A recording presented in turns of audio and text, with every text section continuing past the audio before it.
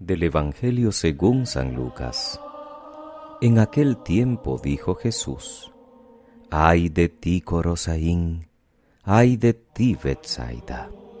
Si en Tiro y en Sidón se hubieran hecho los milagros que en vosotras, hace tiempo que se habrían convertido, vestidas de sayal y sentadas en la ceniza.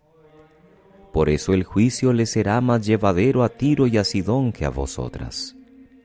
¿Y tú, Cafarnaúm, piensas escalar el cielo? Bajarás al infierno. Quien a vosotros os escucha, a mí me escucha.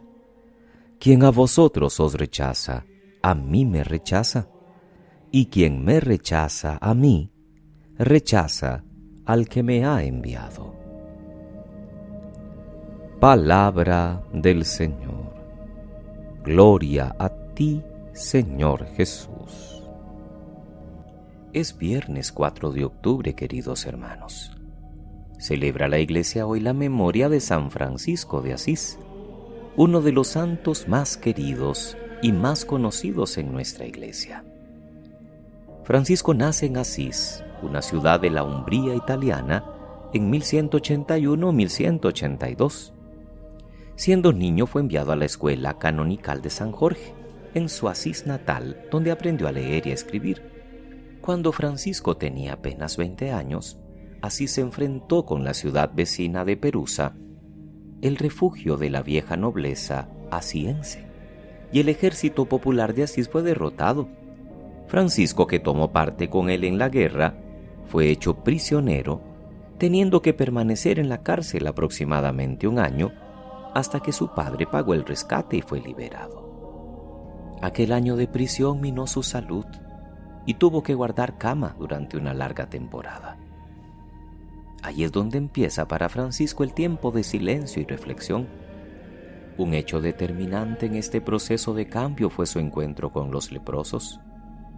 Fue esta experiencia la que él eligió en su testamento para definir su conversión.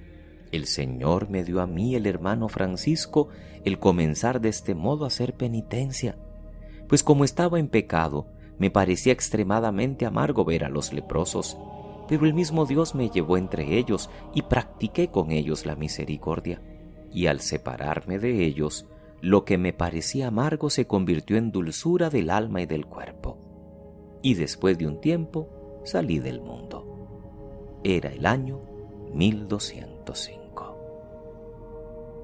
Luego de una vida de gran servicio y dedicación y pobreza, el 3 de octubre del año 1226, Francisco fue llevado a la presencia del Señor.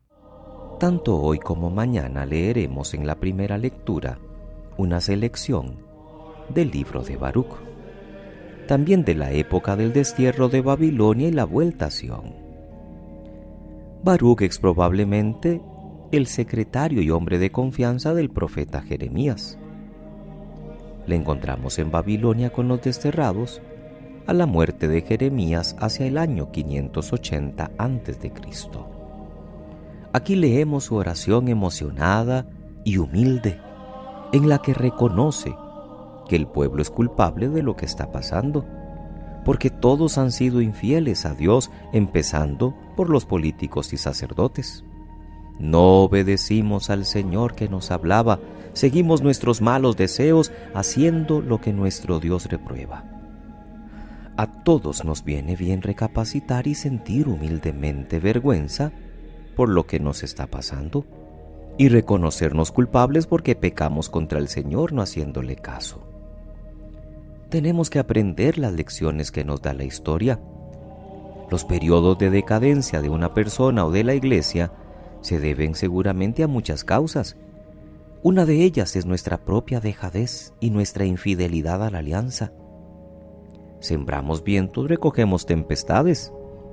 Olvidamos la base sólida del edificio y luego nos quejamos de que el primer viento que sopla derrumba sus paredes. Por eso la oración de Baruc sigue siendo actual. Solemos excusarnos echando las culpas a los demás, a las instituciones, al mundo que nos rodea, a veces hasta la Iglesia. Pero entonar el mea culpa de vez en cuando con golpes de pecho bien dados, que sería en el nuestro y no en el de los demás, nos ayuda a progresar en nuestra vida de fe. Lo hacemos normalmente al iniciar la Eucaristía en el acto penitencial. Lo hacemos sobre todo cuando celebramos el sacramento de la reconciliación. Y eso nos ayuda a reflexionar sobre si estamos siguiendo nuestros malos deseos sirviendo a dioses ajenos. Porque además hoy se nos invita a corregir la dirección de nuestra vida para no llegar hasta la ruina total. En el texto del Evangelio de Lucas, Jesús y los suyos tenían ya experiencia del fracaso en el trabajo evangélico. Acababan de dejar Galilea, de donde conservaban algunos recuerdos amargos. En su paso por Samaria, no les habían querido hospedar. Y en Jerusalén les esperan cosas peores. Jesús anuncia que al final habrá un juicio duro para los que no han sabido acoger al enviado de Dios.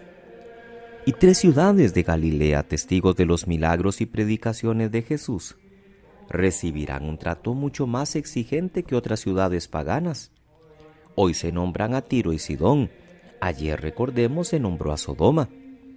Los de casa, el pueblo elegido, los israelitas, son precisamente los más reacios en interpretar los signos de los tiempos mesiánicos. Lo que le pasó a Cristo le pasa a la comunidad eclesial desde siempre. Bastantes llegan a la fe y se alegran de la salvación de Cristo, pero otros muchos se niegan a ver la luz y aceptarla. No nos extrañe que muchos no nos hagan caso. A Él no le hicieron caso, a pesar de su admirable doctrina y de sus muchos milagros. De verdad que la libertad humana es un misterio. Jesús asegura que el que escucha a sus enviados, es decir, a su iglesia, le escucha a Él, y quien les rechaza, le rechaza a Él y al Padre que le ha enviado. Y ese va a ser el motivo del juicio. No valdrá por tanto la excusa que tantas veces oímos: yo creo en Cristo, pero en la iglesia no. Sería bueno que la iglesia fuera siempre santa, perfecta, y no débil y pecadora como lo somos. Pero ha sido así como Jesús ha querido ser ayudado, no por ángeles, sino por hombres imperfectos. Jesús nos enseña a reaccionar con cierta serenidad ante el rechazo del mundo. Que no pidamos que baje un rayo del cielo y destruya a los no creyentes, ni que mostremos excesivo celo en eliminar la cizaña del campo. Lo primero que nos pide es tolerancia y paciencia, aunque hoy también nos asegura que el juicio a su tiempo dará la razón y la quitará. Que pasen muy feliz viernes, queridos hermanos, que tengan muy feliz fin y principio de semana. Que Dios les bendiga.